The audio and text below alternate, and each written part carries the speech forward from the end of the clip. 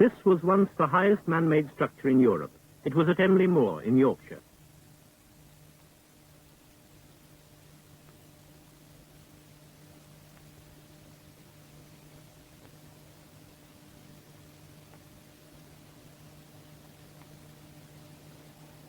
On the 19th of March 1969, it collapsed. For 6 million people, television screens went blank. The mast belonged to the IBA, but it also transmitted the colour programmes of the BBC.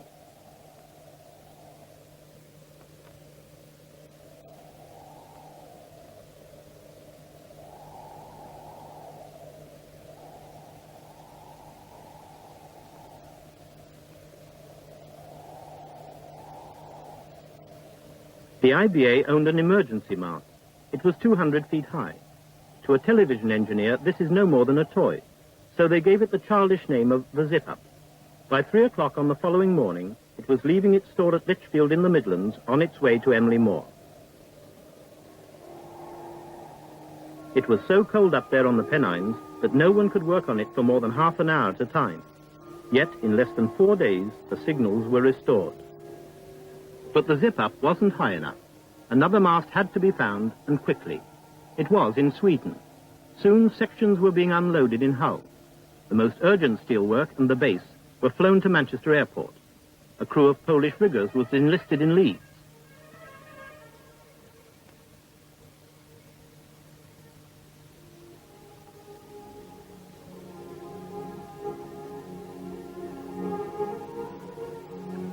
So a taller mast, once used by the Swedish Air Force, began to rise 700 feet into the Yorkshire sky. In 27 days, 20 hours and 45 minutes, it was finished. A world record for so high a structure.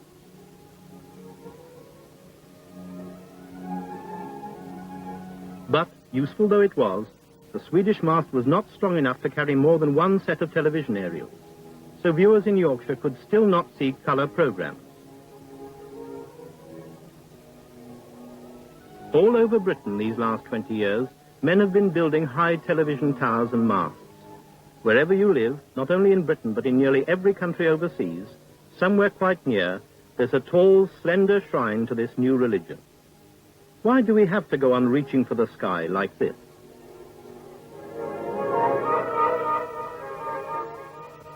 Broadcasting is just what its name implies. Farmers used to sow the seed by throwing it from side to side. Broadcasting. All broadcasting consists of throwing electrical waves from the top of masts. These waves are all round you now. Waves from Radio 1, 2, 3, and 4, and local radio stations too. Stations close to each other have to have different wavelengths. The wavelength of Radio 1 is different from that of Capital or LBC. Otherwise, there would be chaos.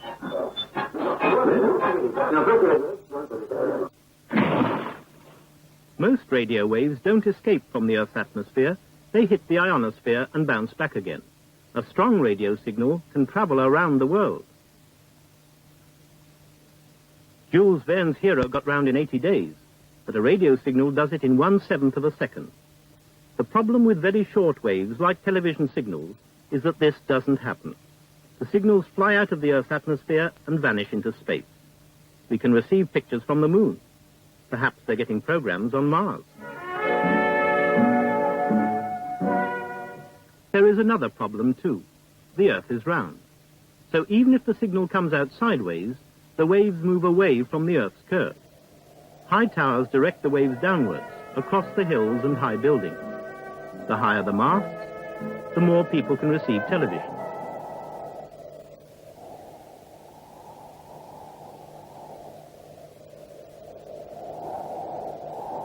This isn't the only way. You could have a higher aerial.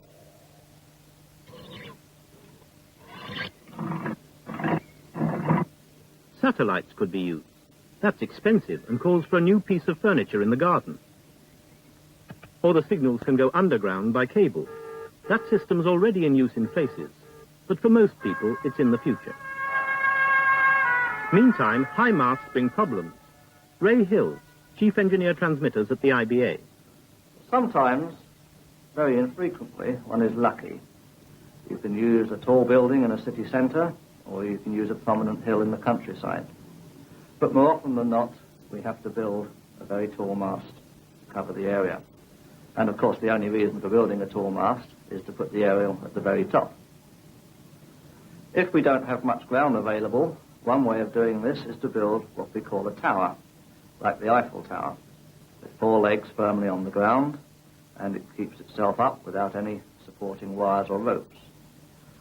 This is an economical way for small ones, but when you build very big ones, it rapidly becomes expensive.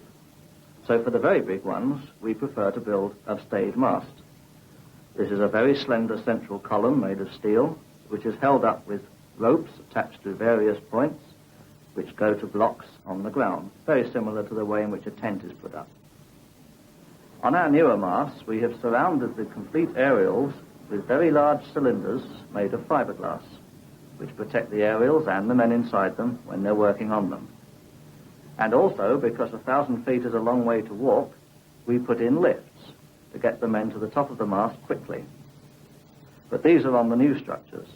We have many old structures, which I'm afraid mean a 1,000-foot climb up a ladder exposed to the wind and the rain, even just to change a lamp at the top on the aircraft warning light. I climb these masts to look after the electrical side of the system, changing lamps, looking after the telephones on the mast. Today, it's rather a nice day, but of course we do have to climb sometimes in rather poor weather. Now, fastening my safety harness onto the mast so I can use both hands. I shan't have to hold onto the structure now while I change the lamp. And here goes.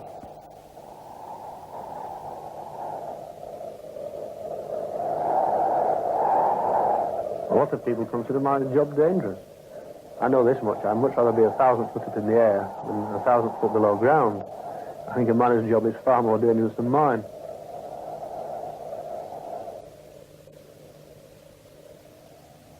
So, to get better pictures to more people, and to help Mike Kinder and his colleagues with easier maintenance, the IBA decided to build a concrete tower.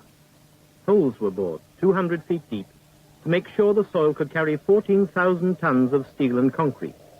In the autumn of 1969, the foundations were laid, and from the autumn to the spring, the concrete tower went up.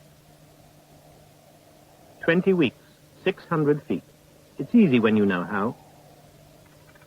When it's risen above the foundations, you build a platform to work on and hang it inside the tower.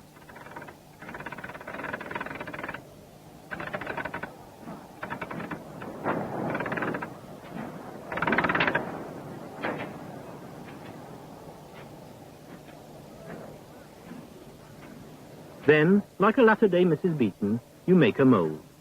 Make the outside first, wooden shutters cut to shape. An inch tape comes in handy to make sure it's the right size.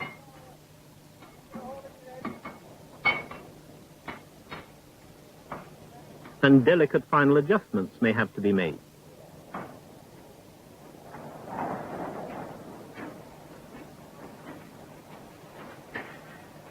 "600 feet up, it's as well to be sure the tower's going up straight, too. They had problems with that at Pisa.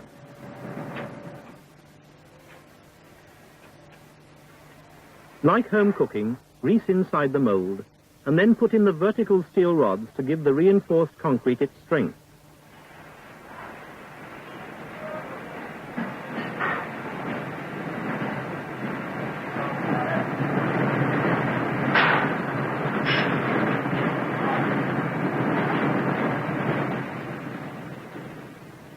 Oddly enough, working up here, there's little sensation of height, but a bit of safety netting's consoling just the same.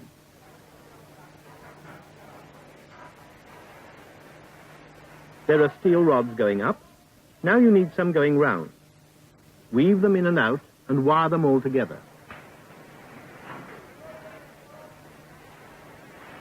Now build the inside mold just like the outside.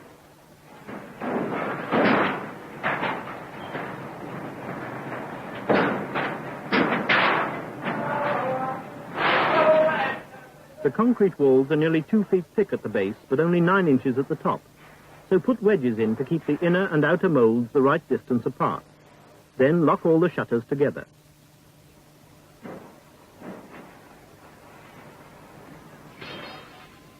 Meanwhile, take the right proportions of cement, sand, aggregate and water and mix to a smooth paste.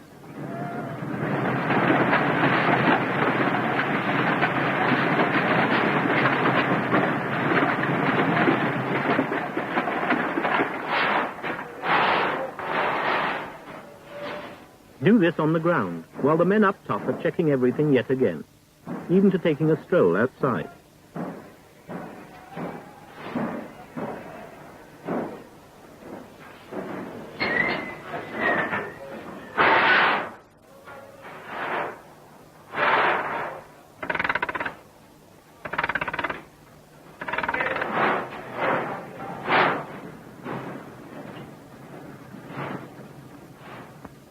The platform is now too big. The whole tower tapers. It's 80 feet across at the base and only 20 feet at the top. So, build a bit more lift shaft and cut the platform down to size.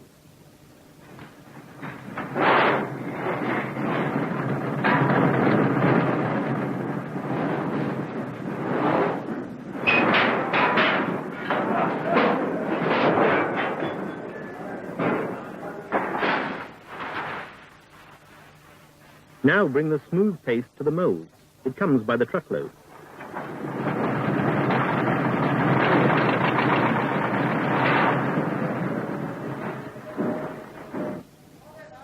Haul it slowly up the tower.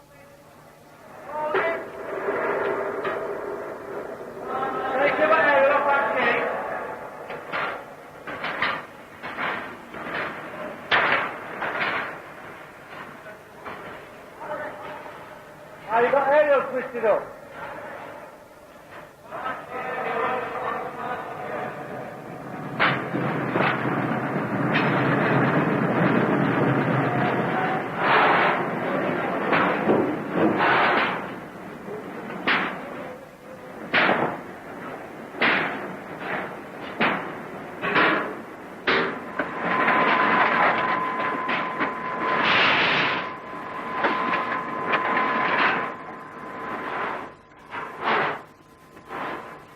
Pour it carefully into the mold.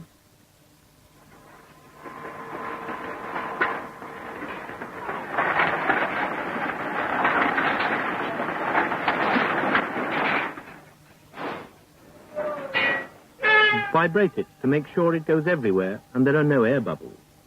And that's that layer finished. Leave to set overnight. Then haul the platform up and do it again and again and again, and in time it's 900 feet high. In the darkness of the base, a lattice structure was built for the aerials.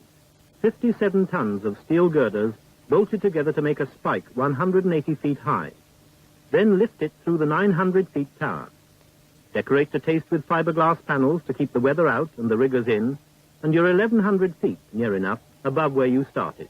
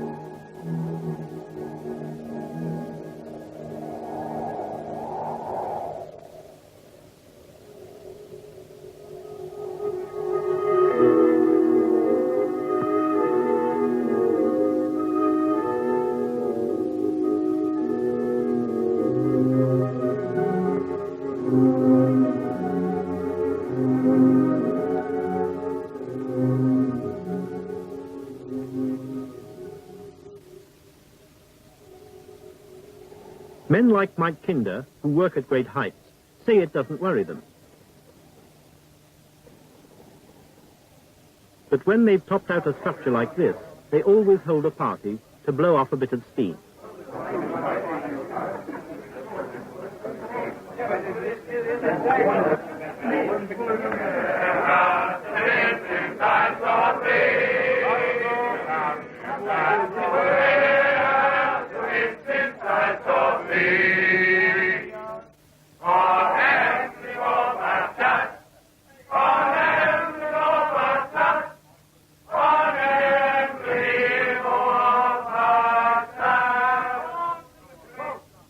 But the tower and its aerials are only part of a television transmitting station. And while the new tower was being built, the service carried on.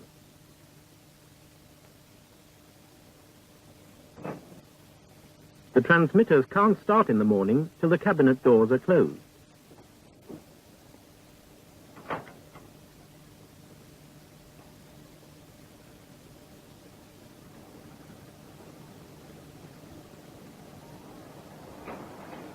And every morning, too, in the company studios, rehearsals go on for the evening's program. A thriving business enterprise, waiting to go public at the very earliest convenience. Yeah, now you come to mention it, it does look like an early public convenience. What's that? It's scaffolding. I didn't think it was a scale model of Raquel Welch, Fred. This is the control room at Emley. Day in, day out since 1956, apart from 4 days after the disaster, it has been sending out pictures over most of Yorkshire. Nowadays, Emley and its staff are responsible for about 30 other transmitters, both television and radio. They report electronically to Emley, and it is here that the day's television begins. Programs come from the studios, and the signals pass through this control room down these cables to the local post office tower and onto these dishes at Emley. The transmitters boost the signals and send them to your home.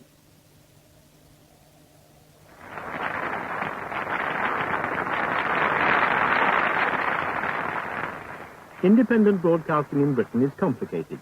This is Tommy Cooper in a programme for Thames Television in London, but you could see this programme anywhere in Britain. Other major network programmes come from ATV, Granada, London Weekend Television and Yorkshire Television.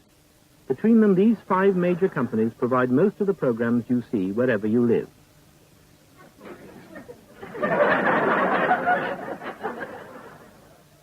And there is independent television news, owned by all the companies together, providing national and international news 7 days a week.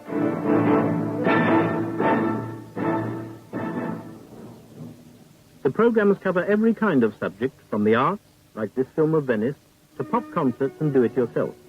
As well as the 5 major companies, there are HTV and Scottish, Southern, Anglia and Tyne Tees, Westwood and Ulster, Grampian, Border, and even Tiny Channel in Guernsey and Jersey. All these companies contribute to the national programs as well as serving their local audiences.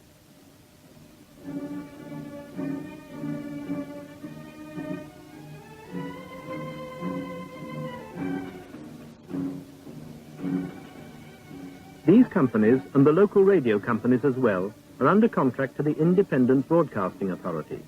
As well as awarding the contracts, the IBA controls program policy, supervises the advertising, and transmits the programs to you, the public.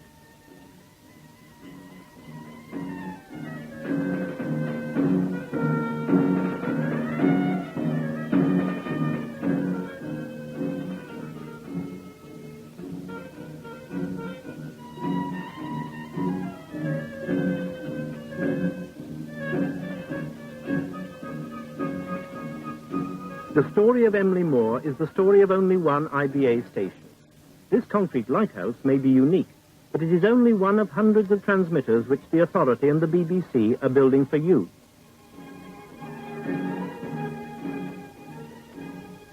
British radio and television is often said to be the best in the world.